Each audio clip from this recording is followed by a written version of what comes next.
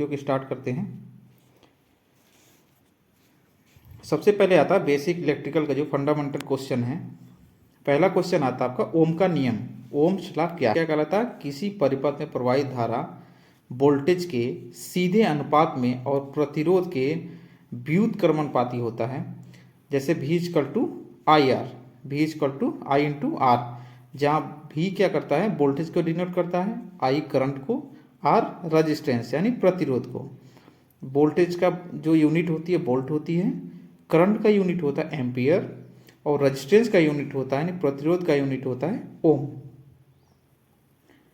अगला आता है सेकेंड क्वेश्चन है एसी और डीसी में अंतर क्या है? एसी और डीसी में अंतर क्या है?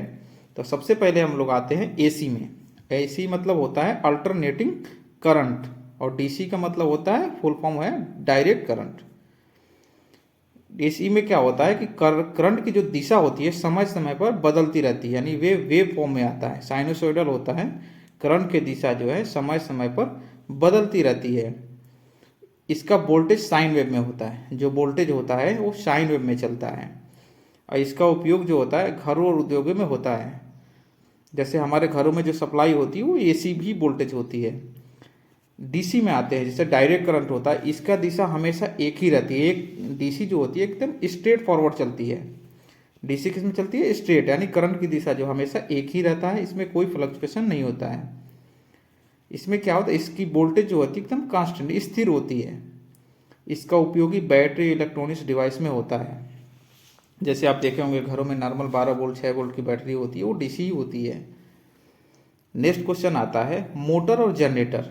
मोटर और जनरेटर, जैसे डीसी मोटर और एसी मोटर में क्या अंतर है? कोई भी आपसे पूछ सकता है डीसी मोटर और एसी मोटर में अंतर क्या है।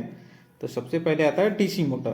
डीसी मोटर में क्या होता है? डीसी वोल्टेज पे काम करती है। जो डीसी मोटर होती है वो डीसी वोल्टेज पे काम करती है। और एसी मोटर क्या होती है? एसी वोल्टेज पे काम करती है।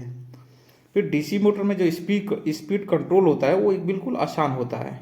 जो डीसी मोटर में स्पीड कंट्रोल होता है वो बिल्कुल आसान होता है, जबकि एसी मोटर में क्या होता है? स्पीड कंट्रोल थोड़ा जटिल होता है। ये किसी एक्सटर्नल सोर्स के थ्रू हम इसका स्पीड कंट्रोल करते हैं।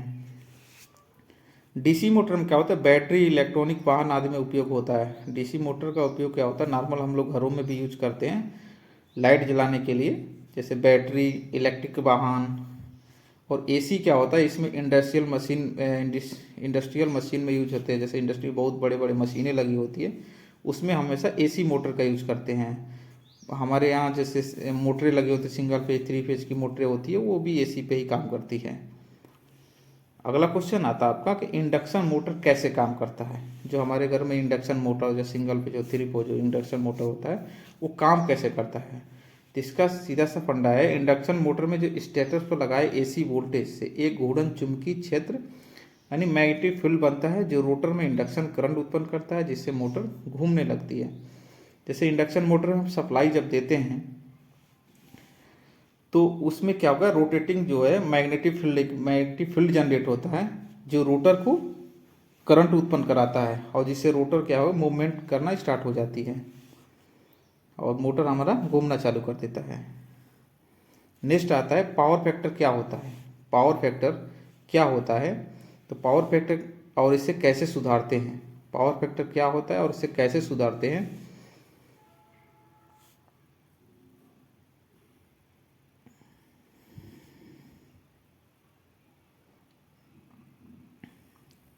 तो पावर फैक्टर क्या होता है? एक्टिव पावर और अपरेंट पावर जो होता है उसका अनुपात होता है। Active power divide by apparent power is equal to power factor.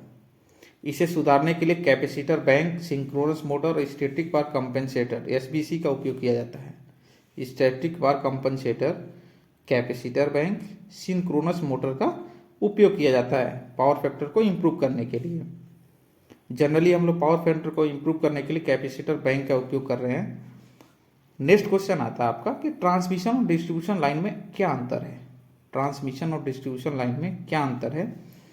तो ट्रांसमिशन लाइन जो होती है वो हाई वोल्टेज पर काम करती है। हाई वोल्टेज बोल सकते हैं कि 33 kV से 765, यानी 33 kV से जो एबव वोल्टेज होती है वो हाई वोल्टेज पर काम करती है। और डिस्ट्रीब्यूशन लाइन जो होता है ये 220-30 वोल्ट 20 वोल्ट से लेकर 33 केवी तक जो है वो डिस्ट्रीब्यूशन की लाइनें होती है।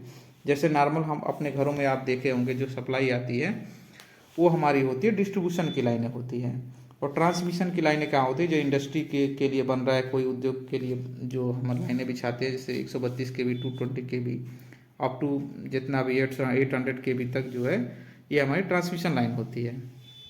जो डिस्ट्रीब्यूशन लाइन होती है इस सब स्टेशन से उपभोक्ताओं तक बिजली पहुंचाती है।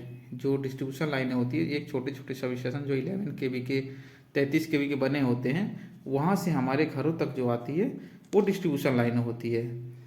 और ट्रांसमिशन लाइन क्या होता है, एक सब स्टेशन से दूसरे सब स्टेशन को जोड़ती है। सीधे बोले तो एक जनरेशन प्लांट से सब स्टेशन तक बिजली ले जाती है, इसका काम इसको बोलते हैं ट्रांसमिशन लाइन। अगला आता है सेफ्टी और इंस्ट्रूमेंटेशन। ठीक है, जो सेफ्टी और इंस्ट्रूमेंटेशन क्या होता है कि उसमें पहला क्वेश्चन बनता है आपका कि अर्थिंग कितने प्रकार की होती है।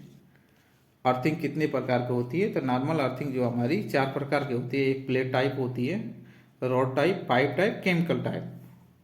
प्लेट अर्थिंग में हमेशा प्लेट को जमीन में गाड़ कर की जाती है। रॉड टाइप है, इसमें रॉड का उपयोग की जाती है। पाइप अर्थिंग में पाइप का उपयोग करते हैं। और केमिकल में विशेष केमिकल का उपयोग की जाती है। अगला आता है आपका सर्किट ब्रेकर और फ्यूज में क्या अंतर है।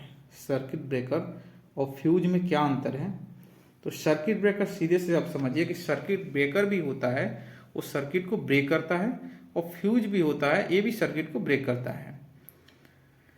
सर्किट ब्रेकर का बार बार उपयोग किया जा सकता है, जबकि फ्यूज क्या होता है एक बार ब्रेक हो गया तो उस फ्यूज का हम दोबारा उपयोग नहीं कर सकते हैं, क्योंकि एक बार काम करने के बाद ये बदलना पड़ता है। वो फ्यूज जो हमारे तो गल जाता है।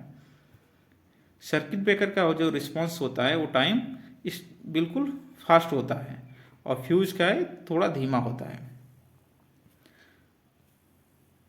अगला आता है PLC, programmable logic controller. Programmable logic controller ये क्या होता है, पीएलसी क्या होता है, तो ये पीएलसी सीधी से आप समझ सकते हैं एक डिजिटल कंप्यूटर है जिसका उपयोग मशीनों को ऑटोमेटिक रूप से नियंत्रित करने के लिए किया जाता है।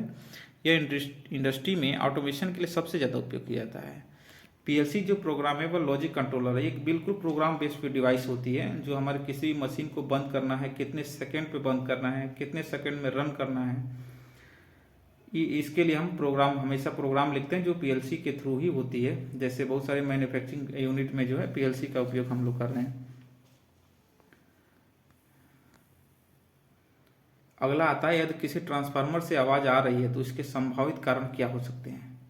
किसी ट्रांसफार्मर से आवाज़ आ रही है तो उसको संभावित कारण क्या हो सकते हैं, तो सीधा से उसकी चुंबकीय भंवर धाराएं हो सकती है, बोल्ट और वाइब्रेशन हो सकते हैं, जिसके उसके बोल्ट जो है ढीले भी हो सकते हैं, ह्यूमिडिटी हो सकती है।